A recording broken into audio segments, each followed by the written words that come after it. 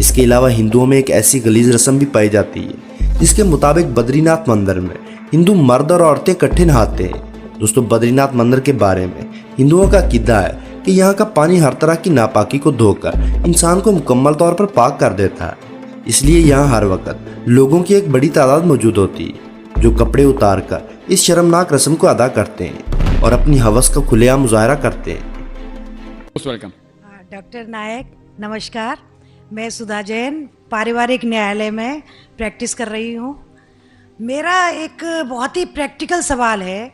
ابھی آپ نے بتایا کہ ہم مہیلاؤں کے لیے، ہمارے مسلم دھرم میں ہم مہیلاؤں کو بہت 75% ہم سمان دیتے ہیں، ان کے ادھیکار ہیں، ان کے رائٹس ہیں۔ تو میرا ایک سوال یہ ہے جو کہ میں آئے دن دیکھتی ہوں کہ جو آپ کے جو مسلم دھرم کے انوسار جو طلاق کا جو سسٹم ہے، 3 بار طلاق دینے کے بعد اس پر جو عدت پیریڈ کا جو کیبل مینٹیننس ملتا ہے، اس کے بعد ایک ان پڑھ، ایک ایسی مہیلا جو اپنا سورس آف انکم اس کا کچھ بھی نہیں ہے، اس کو کس کے سہارے پر چھوڑ دیا جاتا ہے؟ ہمارا دھرم جو مسلم دھرم ہے اس میں کوئی ایسی ویوستھا کر دی جائے جس سے کہ ایسی مہیلاؤں کو جیون جو آسانی سے کٹ سکے۔ Thank you. بہن نے ایک بہت اچھا سوال پوچھا۔ انہوں نے یہ کہا کہ اسلام مذہب میں جب کسی کا طلاق ہوتا ہے تو بہت سے ان پڑھ خواتین جنہیں علم نہیں ہوتا، ان کو جینے کے لیے کچھ پیسہ نہیں ہوتا، تو کچھ ایسا مینٹیننس جس طریقے سے ہونا چاہیے کہ نہیں۔ جو اس کے مین وجہ ہے جو آج کے معاشرے میں یہ ہو رہا ہے وہ ہے کہ اسلام کا کم علم ہونے کی وجہ سے یہ چیز ہو رہی ہے۔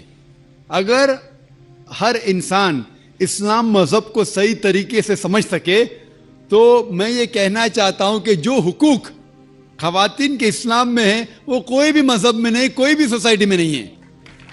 پہلا چیز یہ کہ ہم دیکھتے ہیں کہ ہمارے ہندوستان کے کلچر میں عام طور پہ کسی کی شادی ہوتی ہے جب، تو اکثر عورت مرد کو دہیج دیتی ہے، اسے کہتے ہیں ڈاوری دیتی ہے عام طور پہ۔ اور اسلام میں الٹا ہے۔ اسلام میں اللہ تعالیٰ فرماتے ہیں سورہ نساء میں سورہ نمبر 4 آیت نمبر 4 میں کہ جب بھی آپ شادی کرو تو اپنی ہونے والے بیوی کو ایک گفٹ دو، تحفہ دو۔ ہم جسے کہتے ہیں مہر نکاح ہونے کے لیے فرض ہے۔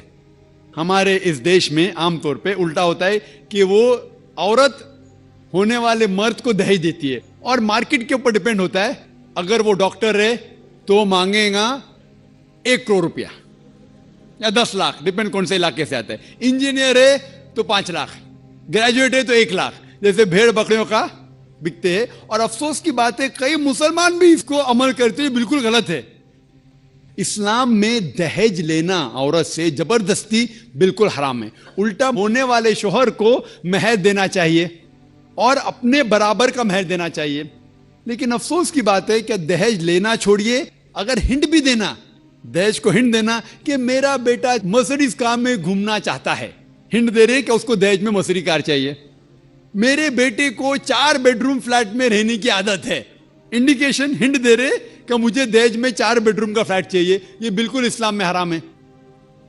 زبردستی مانگنا، اگر خوشی سے، اگر اس لڑکی کے والدین کچھ دینا چاہتے تو آپ لے سکتے خوشی سے، زبردستی آپ لے نہیں سکتے، نہ آپ اس کو ہنٹ دے سکتے کہ مجھے فلیٹ دو یا پیسہ دو۔ اسلام میں الٹا ہے۔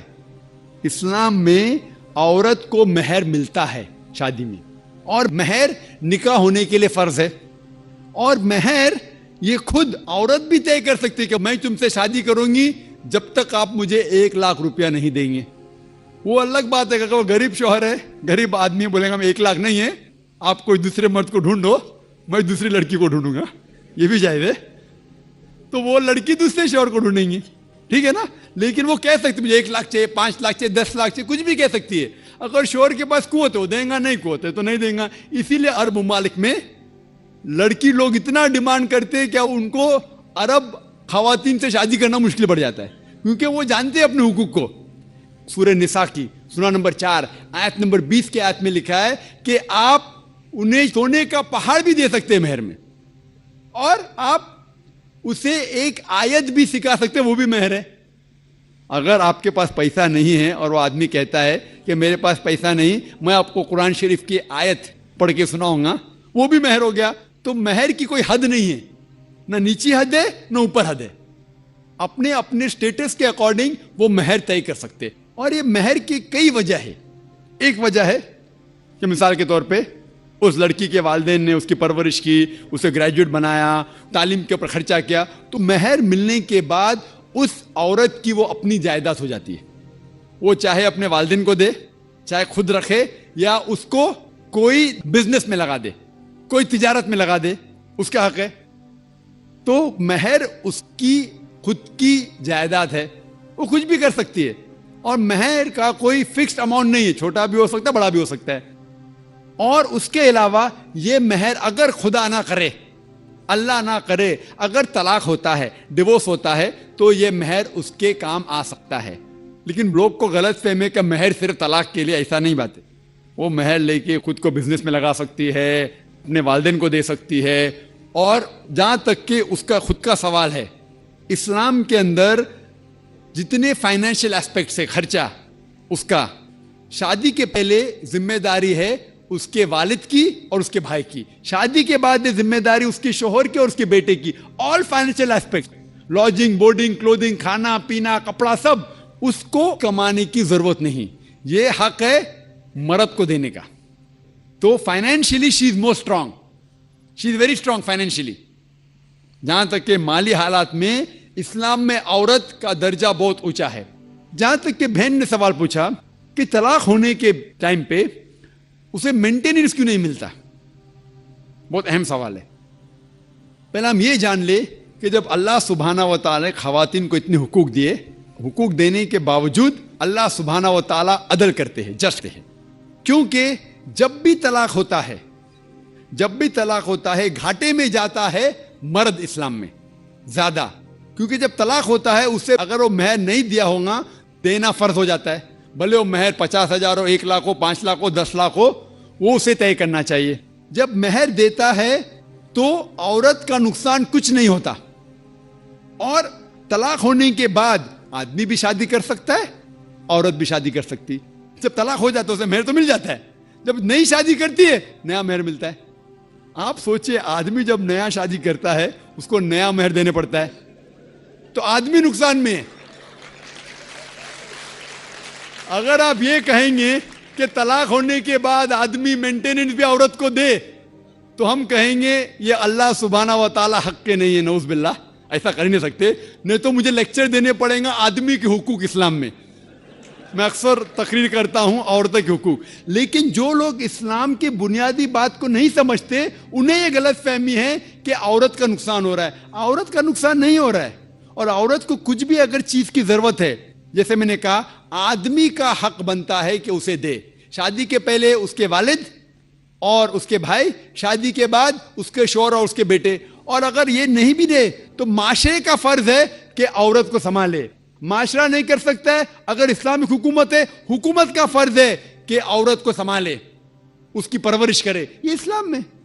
لیکن اگر آپ اس کے بعد کہیں گے طلاق ہونے کے بعد آدمی اسے ہر مہینہ اور 1,000 روپیہ دے, 5,000 روپیہ دے, تو یہ آدمی پہ ظلم ہوئے گا. لیکن جو مہر طے ہوتا ہے شادی کے پہلے نکاح میں, کیا مجھے چاہیے 5 لاکھ روپیہ, اسے وہ سنبھال سکتی ہے. اسے کوئی تجارت میں لگائے اور اس کی آمدنی لے سکتی ہے. اگر کوئی شک ہے کہ ہو سکتا ہے میرا طلاق, کبھی بھی شادی ہوتی تو طلاق کا گمان تو رہتا نہیں دماغ میں کہ طلاق ہونے والا ہے, ہو سکتا ہے. لیکن اس کے لیے اسلام نے اسے الحمدللہ کئی چیزیں سے حفاظت کی ہے. تو مہر جو ہے اسے کئی فائدے ہیں. اور اس کے باوجود حدیث ہے محمد صلی اللہ علیہ وسلم کی کہ اگر کوئی آدمی اپنی بیٹی جس کا طلاق ہوتا ہے اس کی حفاظت کرتے تو بہت ثواب ملتا ہے. تو اسلام میں جو طلاق شدہ عورت ہے اس کے لیے الحمدللہ کئی طریقے ہیں جس سے اس کی حفاظت کی جاتی ہے. جو آپ جو کہہ رہے ہیں وہ یہاں کے معاشرے کے بارے میں کہہ رہے ہیں, تو میں کہتا ہوں کہ یہاں کے خواتین کو اپنے حقوق خود پتہ نہیں, ان کی غلطی ہے, اسلام کی نہیں. ہمارے خواتین اور ہمارے مرد خود نہیں جانتے, طلاق کیسا دینا جانتے نہیں. غلطی کس کی؟ اسلام کی. اسلام کی نہیں, اسلام کے فالو کرنے کے مسلمان کی. اگر آپ اسلام کو جاننا چاہتے ہیں تو مسلمان کو مت دیکھیے, جس طریقے سے آج میں نے کہا. آپ اگر مرسیڈیز کار کو جاننا چاہتے کتنی اچھی ہے, اگر کوئی ڈرائیور جو ڈرائیونگ نہیں جانتا ہے اس کے پیچھے بیٹھا اسٹیئرنگ ویل کے اوپر اور مرسیڈیز کار کو ٹھوک لیتا ہے تو غلطی کس کی, مرسیڈیز کار کی کہ ڈرائیور کی؟ ڈرائیور کی. اسے مرسیڈیز کار چلانے آتا نہیں. تو اسی لیے اسلام کو اگر جاننا چاہیے تو آپ قرآن کو پڑھنا چاہیے اور صحیح حدیث کو. یہ افسوس کی بات ہے کہ کئی مسلمان خود نہیں جانتے قرآن و حدیث میں کیا لکھا ہے, کس طریقے سے طلاق دینا چاہیے, کس طریقے سے برتاؤ کرنا چاہیے اپنی بیوی کے ساتھ. اسی لیے میں تقریر کر رہا ہوں تو لوگوں کو قرآن اور حدیث کے قریب لے کے آؤں. Hope that answers the question. جی تو